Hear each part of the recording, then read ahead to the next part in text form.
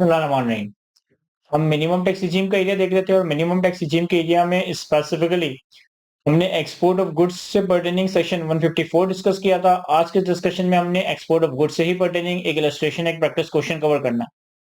हमारे पास कहता है कि you are requested to calculate the tax liability of an individual mister Asif and the pertinent information is as follow.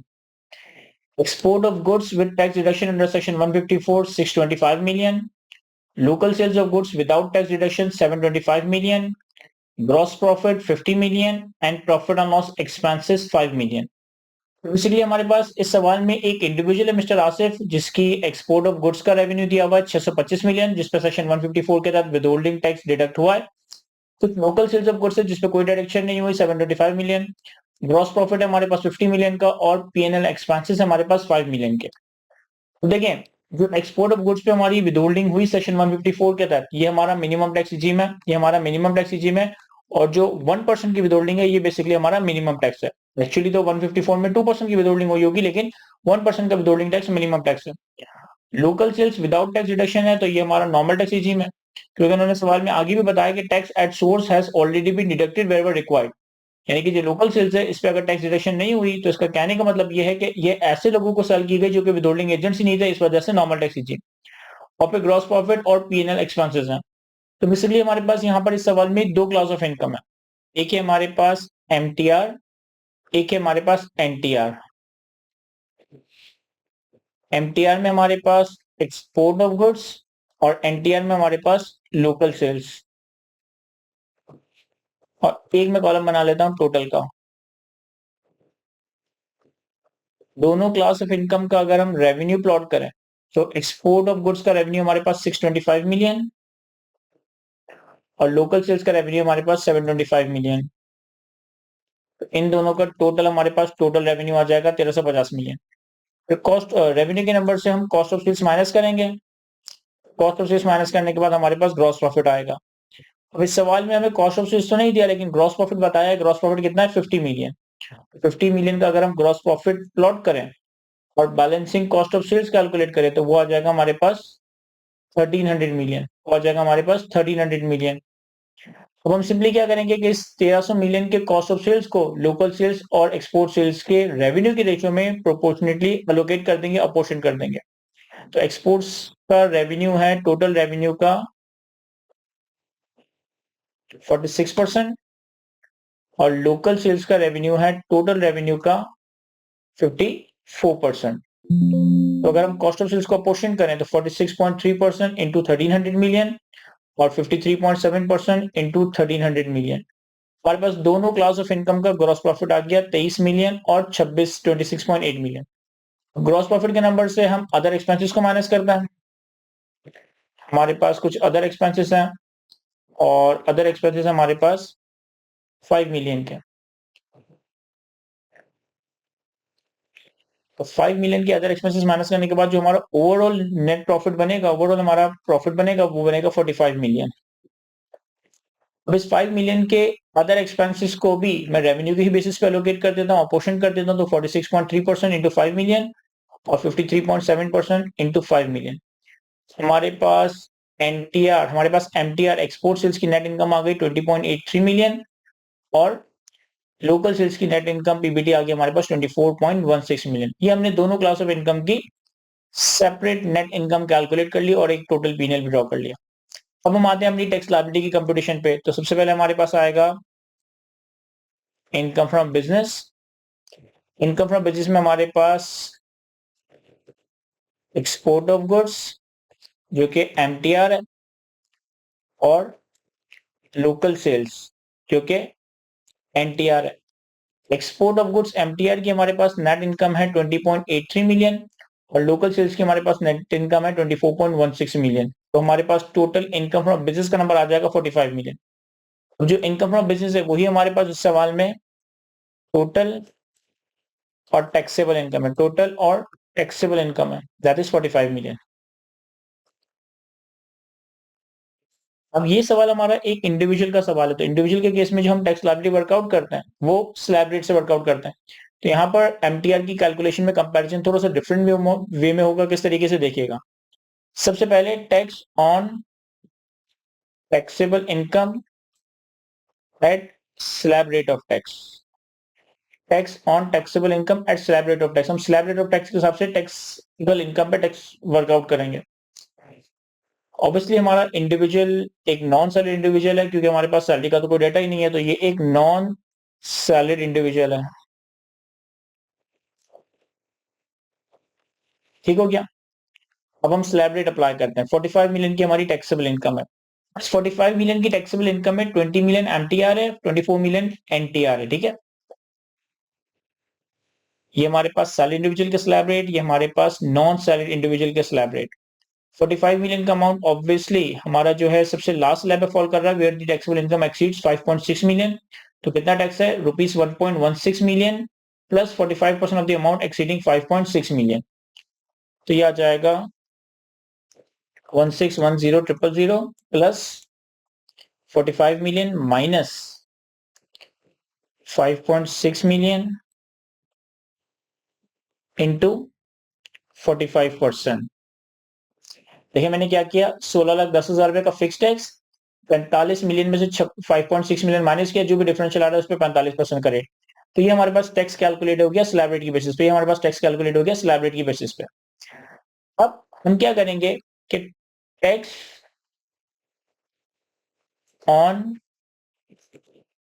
Export of goods under minimum tax regime, tax on export of goods under minimum tax regime। देखिए मैं क्या कर रहा हूँ, withholding tax under section 154, that is 625 million into 1%। हमारा export of goods का revenue कितना है? 625 मिलियन, इसका 1% हमारी विदहोल्डिंग मिनिमम टैक्स है। तो सबसे पहले मैं इस एक्सपोर्ट के रेवेन्यू का 1% ले लेता हूँ। ये आ गया 6.25 मिलियन, ये आ गया 6.25 मिलियन। फिर हम क्या करते हैं, proportionate tax on net income of MTR, proportionate tax on net income of export sales. देखिए टोटल 45 मिलियन की टैक्सेबल इनकम, जो कि 20.8 मिलियन एक्सपोर्ट गुड्स और 24 million local sales, total 45 million की टैक्सेबल इनकम पे 19.3 की टैक्स लायबिलिटी बनी है एज पर स्लैब रेट। अब यहाँ पे हमें कंपैरिजन करने के लिए प्रोपोर्शनेट टैक्स कैलकुलेट करना होगा। कैसे? Tax liability as per slab rate divided by tax liability as per slab rate divided by taxable income multiply by net income of MTR, net income of export sales.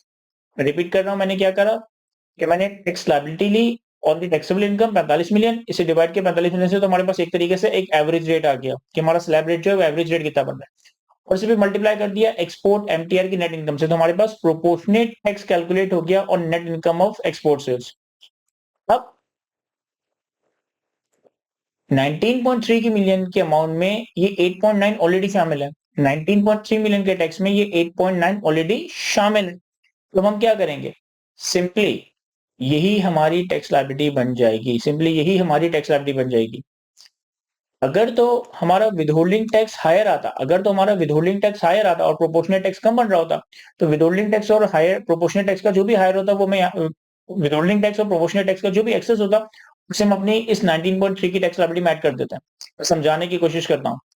देखो 45 million की taxable income in दोनों का सम है, एनटीआर और MTR.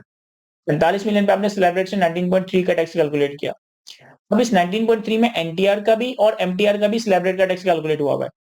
MTR के लिए आपने क्या करा कि आपने विदहोल्डिंग टैक्स कैलकुलेट किया जो कि मिनिमम टैक्स है, और इसे कंपेयर किया कि एक्सपोर्ट्स की नेट इनकम पे प्रोपोर्शनेट टैक्स कितना बन रहा है। यहाँ पे प्रोपोर्शनेट टैक्स हायर आ रहा है, तो ये तो ऑलरेडी इस 19.3 में शामिल है ना, तो आपको कुछ भी मजीद ऐड करने की जरूरत नहीं है। लेकिन अगर विदहोल्डिंग टैक्स हायर आता, for example withholding tax 10 million आता, अब इस 19.3 में ये 8.9 शामिल है, लेकिन फिर withholding tax in excess of जो प्रोपोर्शनेट टैक्स आता है, इसे हम अपनी टैक्स लायबिलिटी में ऐड कर देते। तो ये हमारे पास आ गया, ये हमारे पास आ गया tax liability at applicable rate, tax liability at applicable rate. इसे हम कंपेयर करेंगे turnover tax under section 113, turnover tax under section 113, और ये टर्नओवर पे अप्लाई होगा। टर्नओवर में हमारा एनटीआर और एमटीआर दोनों का रेवेन्यू, दोनों का टर्नओवर आता है, तो ये आ जाएगा हमारे पास 1350 million into 1.25%।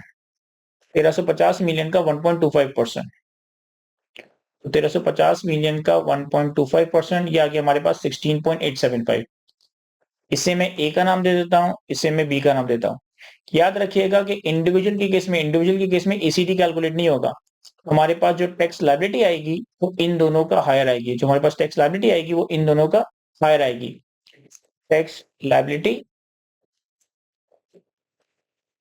Higher of above, higher of A और बी, ठीक है। अच्छा, अब टैक्स लायबिलिटी जो हमारी कैलकुलेट हो रही है वो हमारी एप्लीकेबल रेट के हिसाब से कैलकुलेट हो रही है। ये भी हमारा एप्लीकेबल रेट की लायबिलिटी थी और यहाँ भी प्रोपोर्शनल टैक्स आ रहा है, तो ये हमारे पास एप्लीकेबल रेट के हिसाब से लायबिलिटी आ गई। एक और सरचार्ज का मैं प्रोविजन डिस्कस किया था।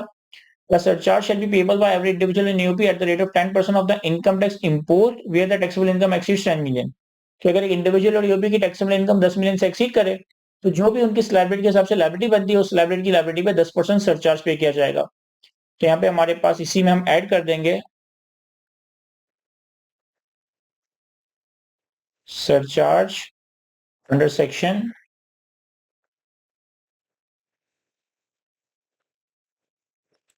4AB। किस तरह से कैलकुलेट करेंगे ये 19.34 मिलियन का 10%, जो हमारी टैक्स लायबिलिटी है उसका 10%, क्योंकि हमारी टैक्सेबल इनकम 10 मिलियन से ज्यादा है, हमारी टैक्सेबल इनकम 10 मिलियन से ज्यादा है, जो भी हमारी स्लैब की टैक्स लायबिलिटी है इसका 10% हमें सरचार्ज पे करना होगा। तो 19.34 मिलियन का 10%, ये हमारे पास टोटल लायबिलिटी आ जाएगी। टोटल टैक्स लायबिलिटी से हम लेस कर देंगे विदहोल्डिंग टैक्स अंडर सेक्शन 154। अब सेक्शन 154 में जो हमारी एक्चुअली विदहोल्डिंग हुई है वो 2% की हुई है, क्योंकि 1% मिनिमम टैक्स था, 1% एडजस्टेबल था। तो जो हमारा एक्सपोर्ट का रेवेन्यू है दैट इज 625 मिलियन, 625 मिलियन का हम 2% विदहोल्डिंग टैक्स एडजस्ट करते हैं, तो ये हमारे पास फाइनली टैक्स पेबल आ जाएगा। ये हमारे पास फाइनली टैक्स पेबल आ जाएगा। तो सवाल में डिफरेंट चीज ये थी कि सवाल में हम इंडिविजुअल की टैक्स लायबिलिटी वर्कआउट कर रहे थे, तो इंडिविजुअल के केस में हमने पहले पूरी टैक्सेबल इनकम पे स्लैब रेट अप्लाई किया, फिर एमटीआर का प्रोपोर्शनेट टैक्स कैलकुलेट करके इसे विदहोल्डिंग टैक्स से कंपेयर किया। क्योंकि प्रोपोर्शनेट टैक्स ज्यादा आ रहा था तो हमें अपनी लायबिलिटी में कुछ ऐड करने की जरूरत नहीं है। अगर विदहोल्डिंग टैक्स हायर आ रहा होता तो फिर इन दोनों का जो डिफरेंशियल होता या withholding tax in excess of proportionate tax होता, इसे हम अपनी टैक्स लायबिलिटी में ऐड कर देते। टर्नओवर टैक्स से कंपेयर किया तो भी हमारा हायर स्लैब रेट का टैक्स बन रहा था। सरचार्ज इसमें ऐड किया क्योंकि इंडिविजुअल का केस है तो हमारी टोटल लायबिलिटी बन गई, विदहोल्डिंग टैक्स एडजस्ट किया तो हमारे पास टैक्स पेबल बन गया। तो यहाँ तक हमारे सवाल कंप्लीट हो जाता है। आई होप कि मैं आपको अच्छे से एक्सप्लेन कर सका हूँ। आज की गुफ्तगू को यहीं तक रखता है। Thank you.